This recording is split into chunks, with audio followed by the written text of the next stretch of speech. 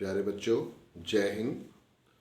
मैं आपका English teacher Hanumant Khatana English की क्लास में आपका हार्दिक स्वागत है। आशा करता हूँ आप कोरोना काल में स्वस्थ होंगे और आपने अपनी पढ़ाई नियमित रूप से कर रहे होंगे।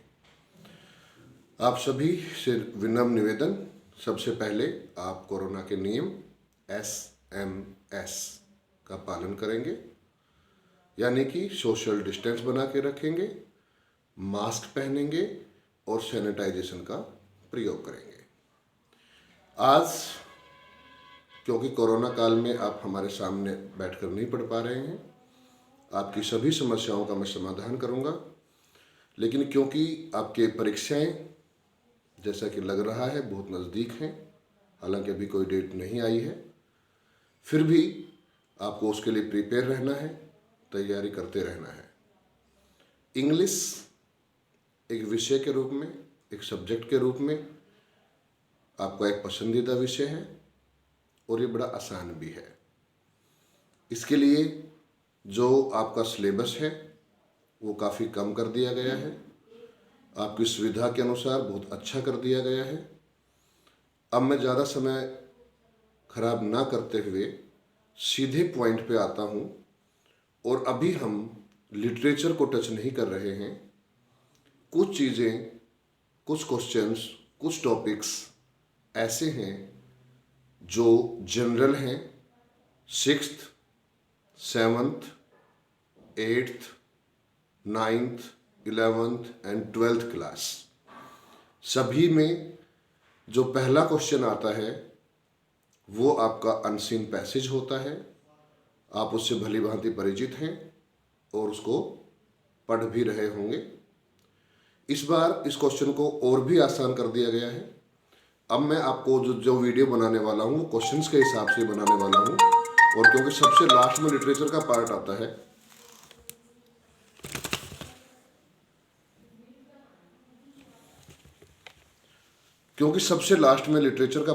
है, इसलिए हम लिटरेचर को बाद में टच करेंगे और हम पहले केवल आपका जो क्वेश्चन पेपर है उसके हिसाब से तैयारी करेंगे।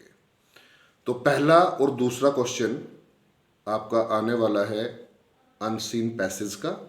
जैसा मैंने बताया, इसको और आसान कर दिया गया है। कैसे? जो पहले क्वेश्चंस आते थे उनके आंसर आपको 1 या 2 लाइन में लिखने होते थे, और आमतौर पर बच्चे क्या करते थे कि उसको पैसेज में से उठाया और उसी की 1-2 लाइन लिखते थे जिसमें आंसर मिल जाता था। लेकिन इस बार उससे भी आसान आपका हो गया है, क्योंकि इसके लिए अब आपको मल्टीपल चॉइस क्वेश्चंस मिलेंगे।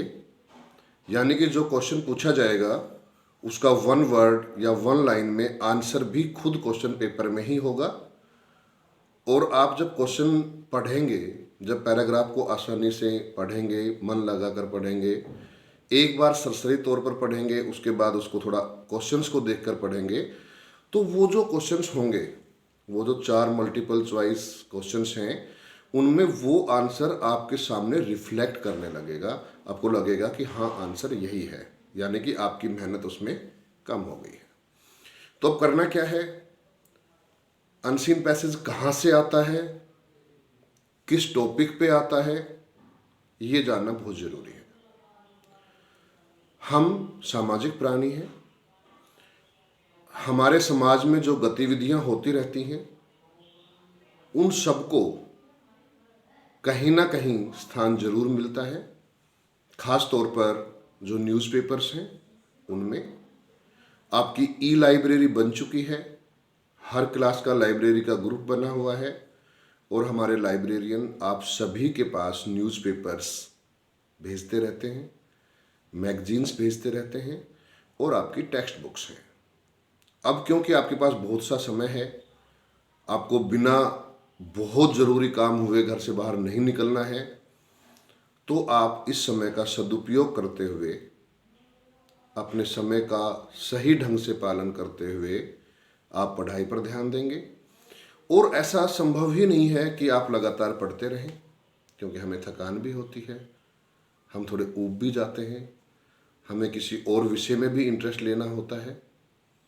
जब भी आप कोई कठिन विषय पढ़ें या कोई कठिन टॉपिक पढ़ें, उसके बीच में आपको आराम देना है, तो उस वक्त आप न्यूज़पेपर्स पढ़िए, इंग्लिश की टेक्स्ट पढ़िए, पोइट्री पढ़िए, गूगल पर आप ऐसे, लेटर, स्टोरी और बहुत सी चीज़ें जो आप आसानी से पढ़ सकते हैं उनको पढ़ते रहिए। आपको इसके लिए करना क्या है कि आपको केवल वोकैबुलरी बढ़ानी है, और आम तौर पर 9th से 12th तक जितने भी अनसीन पैसेज आते हैं वो मैक्सिमम इंग्लिश न्यूज़पेपर के एडिटोरियल्स में से आते हैं। तो आप इंग्लिश न्यूज़पेपर के एडिटोरियल्स को पढ़ते रहिए, ध्यान से पढ़िए, और मैं आपको यकीन दिलाता हूं कि आप 2-3 दिन जब उनको पढ़ेंगे तो आपको वर्ड मीनिंग ढूंढने में ज़्यादा प्रॉब्लम नहीं होगी। फिर भी अगर कोई कठिन मीनिंग आता है आप मुझसे पूछ सकते हैं, किसी भी इंग्लिश टीचर से पूछ सकते हैं, और अब क्योंकि आप हाईटेक हो गए हैं, आपके पास सारी नेट की सुविधाएं उपलब्ध हैं, तो आप उसे गूगल पर भी सर्च कर सकते हैं। लेकिन कुछ लिमिटेड वर्ड्स हैं, उनके बाद फिर आपको सब कुछ समझ में आने लगेगा। सेंटेंस स्ट्रक्चर आपको आता है, लेकिन अब उसका भी यूज़ नहीं रहा है, क्योंकि अब तो केवल आपको मल्टीपल चॉइस में से ही एक आंसर ढूंढना है।